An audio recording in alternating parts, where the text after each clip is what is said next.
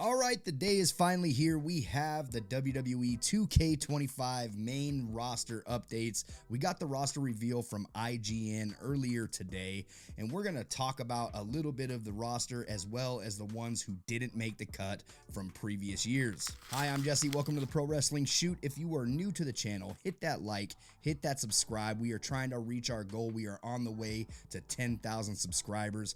Do me a favor, hit that subscribe button. A lot of you are returning viewers, watch the content all the time, over and over again, but you don't subscribe. You'd really be doing a service to this channel and helping us out in a huge way if you just hit that subscribe button.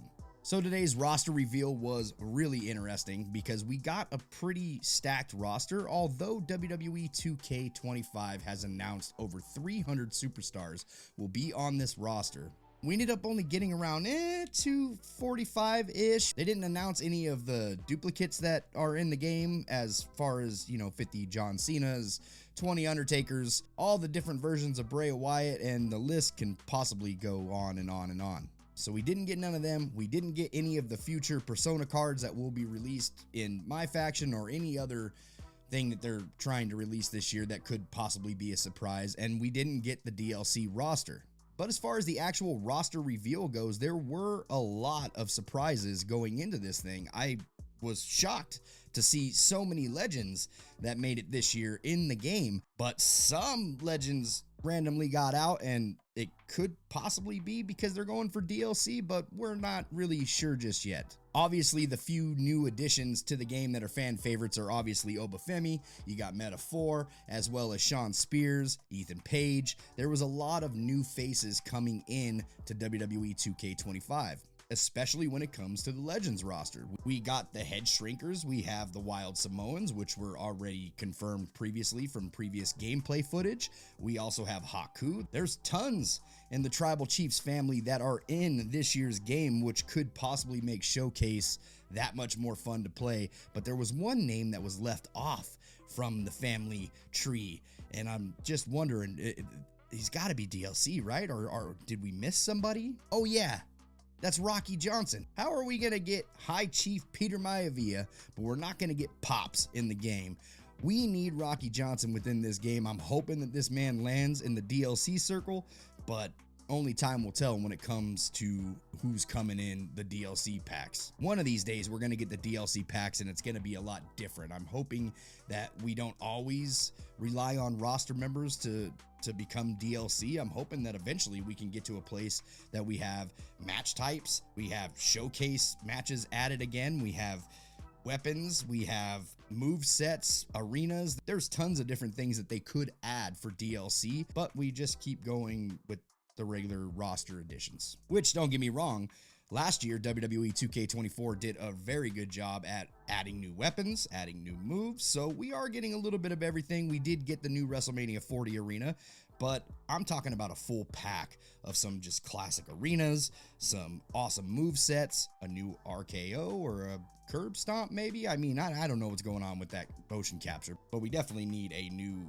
RKO and curb stomp. It's been the same for years. But there were a lot of things in the roster reveal that I did notice that are straight positives, man. For one, we got pretty much all the DLC from last year's game. They're all added within WWE 2K25 on the base roster, except for the people that we didn't want in the first place, which is the Pat's friends. Pat's friends, we didn't need them, and they're not in the game. But we do got Pat, which is what we wanted originally, so hallelujah on that. All the previously released superstars from WWE all made it into the game, which is a major positive. And I know a lot of the community were worried that some of these people were not going to be able to make it into the main base roster or even in the game in general. They thought that 2K was going to remove them because of the way that they did Brock Lesnar last year, but that's not the case when it comes to these released superstars. We got Akium, Baron Corbin, Blair Davenport, Cedric Alexander, Duke Hudson, Giovanni Vinci, Isla Dawn, Indy Hartwell,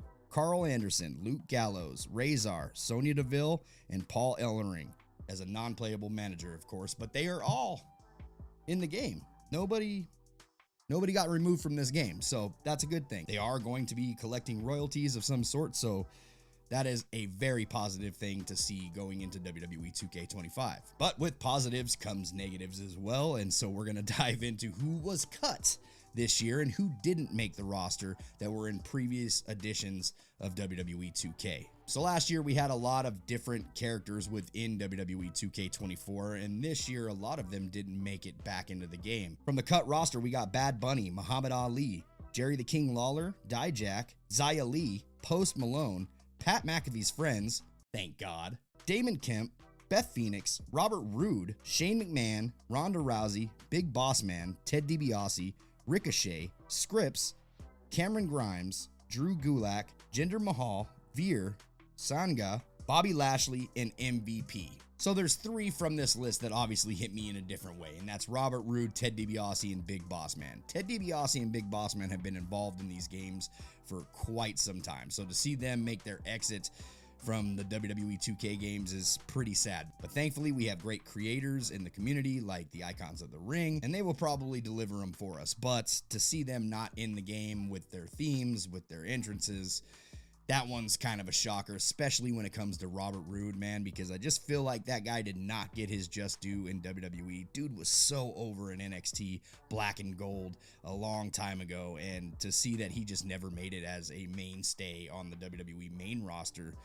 Obviously, with the cut of Bobby Lashley and MVP and others, they have made their way to AEW, so that makes sense to me. Ronda Rousey, it all makes sense, but when it comes to Robert Roode, Big Boss Man, and some of the legends that were cut from this, especially Jerry the King Lawler not making it in when they all currently have Legends deals, kind of a shocker to me, but I digress. Another positive that I noticed is we did have all 3 faces of Foley, and that was one thing that I was kind of worried about, that we weren't going to get Dude Love again, and Dude Love was one of my favorite additions last year in WWE 2K24. I just really enjoyed the way the model looked, and I'm glad that he's made it back into WWE 2K25, so all 3 faces of Foley are within WWE 2K25, and that's a major positive to me. So with that being said, we only have a little bit of time before we got some DLC announced, and DLC predictions have hit rampant all over the Twitter space, all over YouTube, and I'm sticking to one set of predictions because I really don't know what they're gonna do, but I'd like to see Ric Flair make his way. I'd like to see Rocky Johnson within this thing, man. I'd love to see the LOD and Demolition. Those are the Legends roster that I would love to see make their way within the game. But I think the obvious we can probably point out that I really want to see. Number 1 has got to be my boy Penta. Penta has got to make WWE 2K25. And I'm hoping that if he does make the game, that they go the route that they did with CM Punk last year and just drop him in the first DLC, because, man, that is one that I am really looking forward to using within the game. I'm really hoping he makes it, but I got a good feeling that he's coming this year. The other obvious is Motor City Machine Guns, Julia, Stephanie Vacour. They have definitely got to make it within the same DLC pack. If these guys all, Penta, Stephanie McClure, Julia, Motor City Machine Guns, all one pack, first pack, I'm good. That's all I'm going to need in WWE 2K25 for sure. But I think another name that's not getting talked about enough within the WWE 2K25 space is definitely Jordynne Grace. I know that she had just recently signed to WWE, and there's a lot of talk of cutoff dates. I think that's just an invisible wall at this point. I don't believe in cutoff dates. These guys could make it happen if they absolutely wanted to get them into the game. I think that we can make it happen for Jordynne Grace, and that's just one of my predictions, man. I think she's coming to WWE 2K25, and I think she's going to be one of those people that surprise everybody if she does show up into the game, because that's all everybody talks about is cutoff roster dates and things they basically don't know anything about. But that would be the perfect DLC pack to me, man. That is the future stars of WWE, and I would love to see all of these people included, as well as the legends that I have already spoken about. And, you know, one of these days, just WWE 2K, please reach out to Sting. We need Sting back in the WWE games. I know he's got a deal with AEW, but the dude's a legend. We need him back into these games, and that would be my final wish list item when it comes to roster members added to WWE 2K25. I don't think Sting's making it this year, unfortunately, but man, I'd love to see him in WWE 2K26 if we can make it happen. Let me know how you feel about the roster and the DLC predictions. What are your DLC predictions? If you enjoyed the content, make sure to leave a like and subscribe to the channel. And if you want to talk some more WWE 2K, everybody's favorite conversation, we could talk about the island, you can click this video right here. See you on the next one. Take it easy.